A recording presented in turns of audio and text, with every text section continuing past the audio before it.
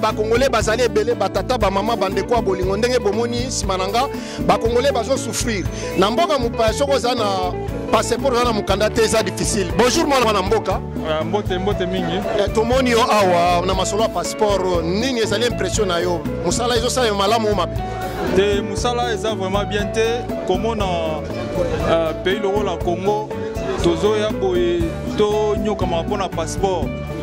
Les a vraiment qui t'ont vraiment minité. Comme on a Pichou, bon, on a à Cape Town, c'est qui est un peu déplorant que Toya qui a sous banda 4 h du matin et tout ça a reçu donc ils ont un peu désordre.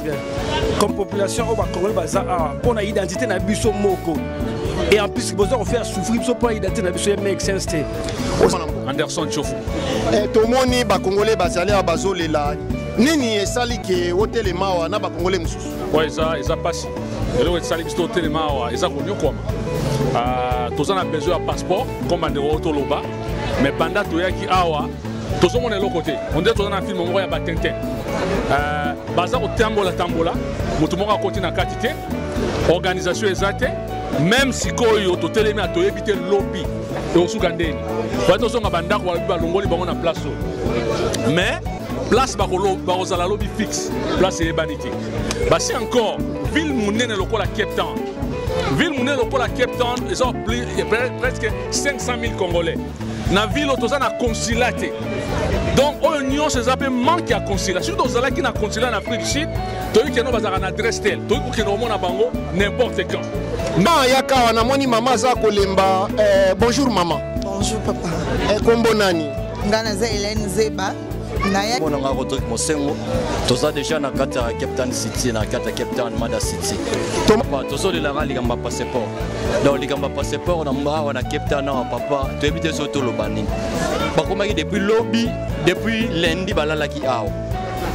Batika lo soir, batika lo sala bango capture te. Mardi le sous toyer le sous.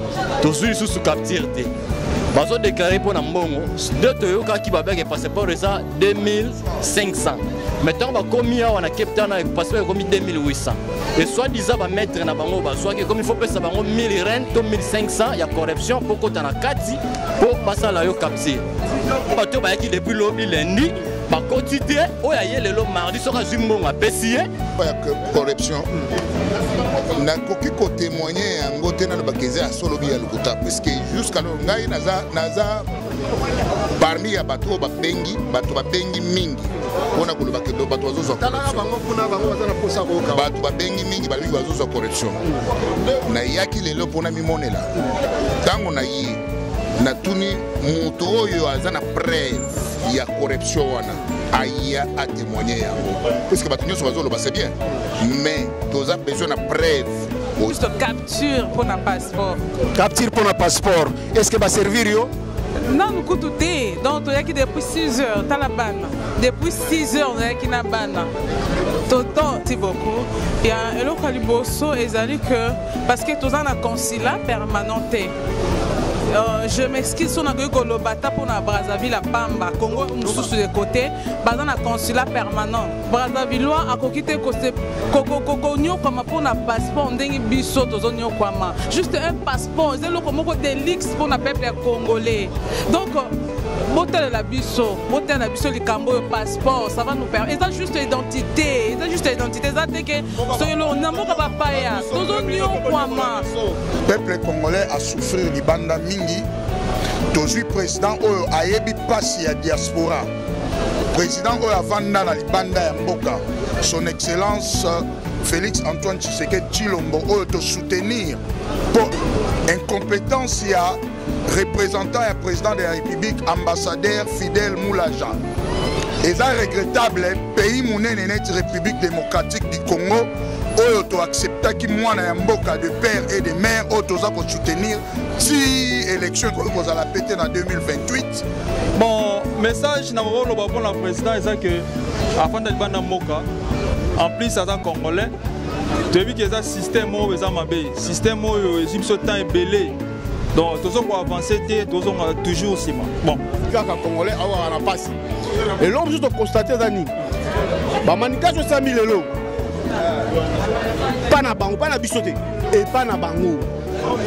t'expliquer bango baza batu bayoki lobi ekosala mate congolais nyonso oyo akozwa 13 place makambo oyo ekozala akozala servi na kombo ya Congo na kombo ya comité congolais timingi mwana mboka tolingi tozwa mwa éclaircissement epa na yo toki bakongolais mosusu bazoloba keno bazosenga bato bambongo ba 1000 rand ba 500 rand mpo bakota kuna corruption eza solo tobi eza kaka bilobela bakongolais bon soki nalobi ke bazosenga bato bambongo bato oyo baye awa ya frère étranger bazosenga mutu moko te mbongo basécurité bazali awa basécurité bazali awa na bato mosusu mpe aye nosala passeport te aza congolais aza na escro na ndenge na ye aye azoyebi soki neni afokota pesanga sare osoko point donc wanaka dile na yo na moto wana asengi yo mbongo libanda mais mpo na biso basécurité tozali awa take communauté en tout cas tozwi mbongo ya motu te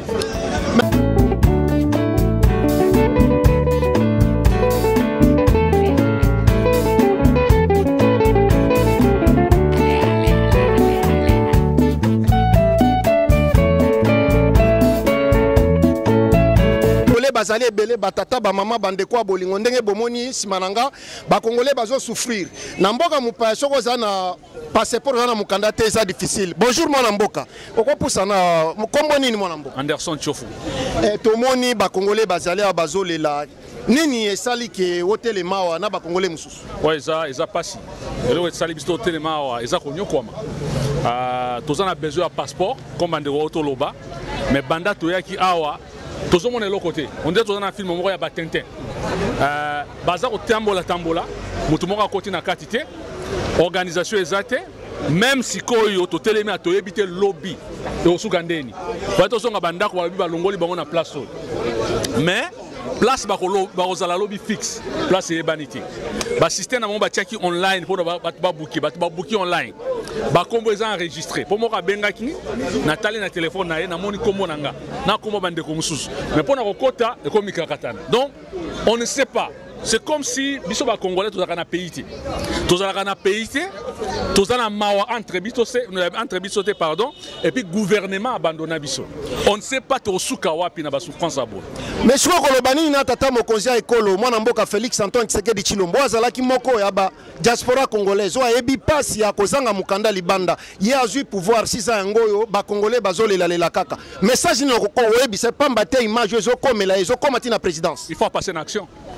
Pour passer en action, il y a un aya ou bien batouacha baza. La batou. Atia moi système mo contrôle mo réseau salema parce que contrôle les athées. Ambassadeur ba rotia montambo e ba lobi 2500. Ah ba osenga biso ba mbongo musu ba 300 likolo. Donc désordre wana les athées. Il faut tout enlever.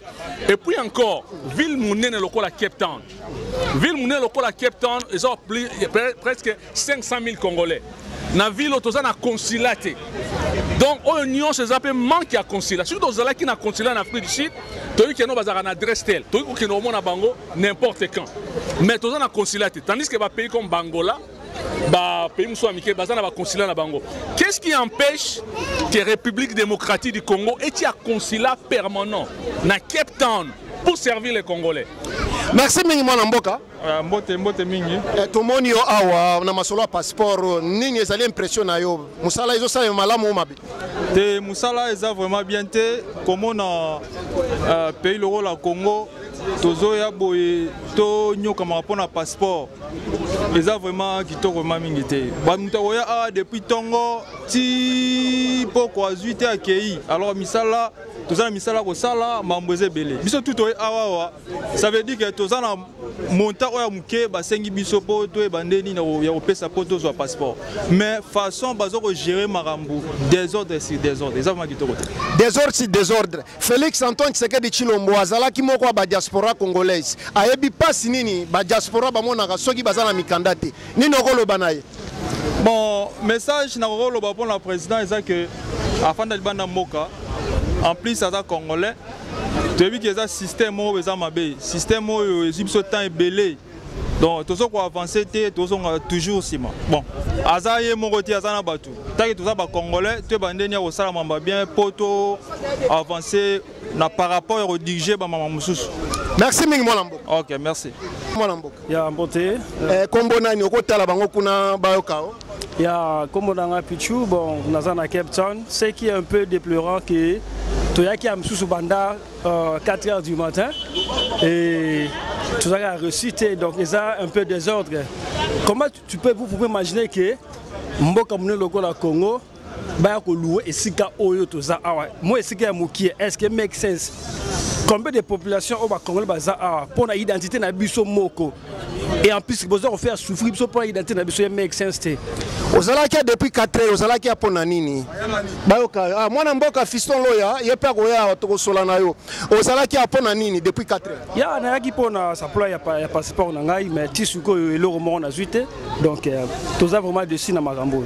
Ba kotisi te. Na kotisi tisuko. Est-ce que obukaki? Pourquoi pas? Tisuko toza libanda.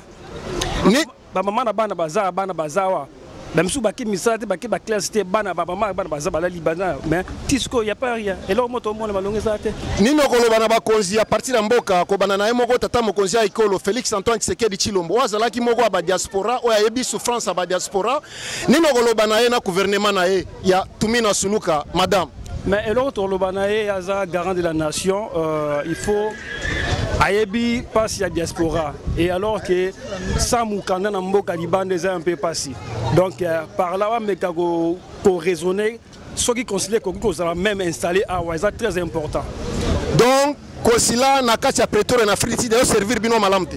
Bon, pas tellement vraiment. Pas tellement ba satisfaire na biso mais service malamte. Merci mon amboka. Mwana mboka mbote mwana mboka. Wa mbote. Mbote ala bango kuna bazolanda kombo nani?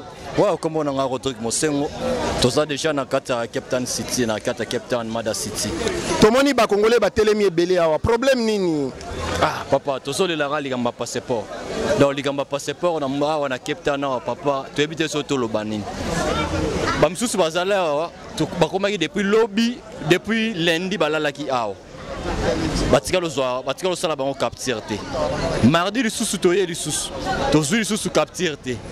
Bazo déclaré pour Nambongo, de Toyoka qui va faire passeport ça 2500. Maintenant, on a commis à Cape Town avec passeport comme 2800. Et soit disant va mettre na bango bazo que comme il faut payer ça bango 1000 rand, 1500, il y a corruption pour qu'on a 4 pour passer la yo capture. Pour ça la capture. Pour ça la capture. Mais d'habitude tout à Congolais, na Afrique na banga mututé. C'est ça na laisse. Ça na laisse. Mais tu as un loba. Et ça bon. Et ça bon. OK, continuez. Il faut laisser ça. Il faut laisser ça. Loba wana mboka ko banga ete loba vérité ça les ana laisse. Bato bazoki batie na ceinture wana. Il faut laisser bango, il faut kata mbongo laisser bango, baba zwayo bakotisa yo. Bato ngo baza banani. Ils batie na porte. Est-ce que bato ezala bato ba yaki depuis lobby lundi, bakotite oya ye lelo mardi soka zimbongo apesiye, baza na liste na bango déjà. Azimbongo apesiye, bakotie na kati ya sali capture. Mais awa na mboka auto vivra d'ailleurs to vivra na musala. Tant que Moudakimi Moussala déjà 2 jours, il n'y a pas manifesté volontaire aux passeports. D'ailleurs, mon auto aux passeports, ils ont déjà. Tout le monde on a trésor à l'État. Tout le monde on a trésor à l'État. Parce que l'organisation OESA nous mal organisée. Parce que la place bazo yamba biso na été sur Ozwango na hôtel.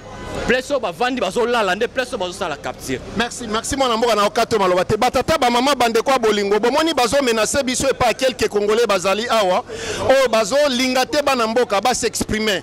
Alors biso le la média to kozala intimider te et pas toujours na cadre ya diaspora congolaise tozana kati ya Cape Town ba congolais bazali kolela pona makambo ya passeport wezali identité na bango mbote mona mboka. Mbote. Kombo nani? Kombo lieutenant Guilain. On a combattu moi qu'on a Cape Town. Tomoni ba congolais belé ba mama basi bana misusu azemi bazole la pona makambo passeport ni nokolo. Bon bateau bazole la pona makambo passeport population bana ton to zaki a biso to yaki a pour tout ça moi sécurité. On est pas bandaki lundi. Les amis moi ba des autres amitiés mais le toyé to faire comprendre bandeko ba osala a affaires étrangers. Comment Nenga fils de Tamboula. Donc, tout Tamboula a une administration nyonso. Même là, on m'a fait parce que nous avons mis Kanda. Ils ont raqué. Bateau ba eli bosso, pour seulement liste. Parce que liste na bango ba eli bosso ti ataba 100 personnes. Beaucoup servir par rapport à Nenga bat ba elaki. Bon, bango, tu me expliquer bango à bloc on a compliqué biso. Ba te bango ba na ba système bango ba salaka en plus bato ba bukaki liboso. Donc, on a beaucoup sur internet, il faut pas servir bon. Mais bah checker sur un système et qui bloqué. Donc il fallait pas qu'on ait une idée na biso, ndeba des autres exaté. Bah to meki ko solo là, na bango, tout de suite terrain d'attente il y a bien. Donc lobby ceux qui place ces mots pour derrière toi estimateur. Donc derrière esili. Donc tout ça Lucas place, ce place ces mots ni lobby va communiquer, les lois na bouton, tout ça obligé de communiquer na ba réseaux sociaux na biso dans la ba groupe union sur la communauté, bana Congo ba ke adresse au ba servir bango et ça place bon. Alors to ma quel expliquer peuple non sur la kia. Na yo bikaka congolais awa na pasi. Et l'homme juste constater dani. Ba manikation 100 000 euros. Pas na bango, pas na bisoté et pas na bango. To expliquer bango, baza batu bayoki. Lobby au salamati. Congolais nyonso o akozwa adresse place maram o ekozala a servi na kombo ya Congo, na kombo ya communauté congolais. Merci mingi mwana mboka tolingi tozo mwa éclaircissement et pas na yo toki ba congolais musu bazolo bakeno bazo senga batu bambongo ba 1000 rand ba 500 rand po bakota kuna corruption. Eza solo to bieza kaka bilobela ba congolais. Bon ceux qui na lobby que bazo senga batu bambongo batu oyo baye awa ya frère étranger bazo senga mutu moko te mbongo ba sécurité bazali awa ba sécurité bazali awa na batu mususu pe ayono sa passeport te aza congolais aza ne sko na ndenge na ye aya do biso ke neni avant ko tabisanga sarene vous comprenez donc on a deal na yo na mutu na senyo mbongo libanda mais pour na biso ba sécurité tozali awa tant que communauté. En tout cas, tu es mon amouté. Merci mingi mwana mboka pona ko pesa lumière na biloko. Mbote mwana mboka. Mbote ndeko. Kombo nani okotala bango balanda. Kombo nanga eza pasta VIP. Nazali leader na kati ya communauté. Je crois na benga kio avant ambassade ya. Na bisa kio konote ambassade koya pona capture. Obligé ki bango na ba façon que il faut avant bo banda capture bo pesa ba passeport ya batu ya liboso bayokela ki biso pe moko na biso o azali leader na biso azana kati awa na kombo ya tezo Walter tezo mutu so yebi même makambo bazolo ba corruption na koki ko témoigner yango te na lo bakeze a solo bi ya lokuta puisque jusqu'à lo ngai naza parmi ya batu ba bengi mingi ona ko lo bakedo batu bazozo corruption batu ba bengi mingi ba biki bazozo corruption na yaki lelo pona mimonela tango na ye na tuni mutu oyo azana preuve ya corruption wana aya a témoigner yango parce que batu nyonso bazolo ba c'est bien mais toza besoin na preuve oye oyebi biso ke mutu wana tel mutu azoki mbongo po biso toyeba ndenge ya kokorger mais soki ozoyebisanga kaka corruption mais corruption na monoko kaka parce que mutu akokoleka na balabala aya asengi yo mbongo avant yo pesa mbongo il faut o raisonner okoko bimisaka mbongo na poche te opesa mutu soki ya solo ke za batu ya ambassade ou bien za batu moko boye bazo travailler na batu ambassade toza besoin na mutu moko oyo apesa ki mbongo e pa mutu akangela biso ye puisque c'est ça musala na biso nde yango moni lelo to ye kutu protocole sa ordre ao omoni lelo yo po tala baboyi ba sala liso ba capture ao biso ne to yebiso bango ke bo sala ki erreur puisque oko mima yeloko na kata ville te pona nini puisque d'abord batu nyonso baza ba réfugié na nenga logique des choses ozo comprendre ce que lelo yo batu bazoya belo bazo sala te etali bango il faut que memango na cité pona nini biso état ki diaspora congolais ba leader de diaspora congolais toko asime sécurité na bango ozo comprendre toto tinda batu na biso ba ko sime sécurité na bango pona nini puisque to yebi que si certain muto ko sala mobulu azate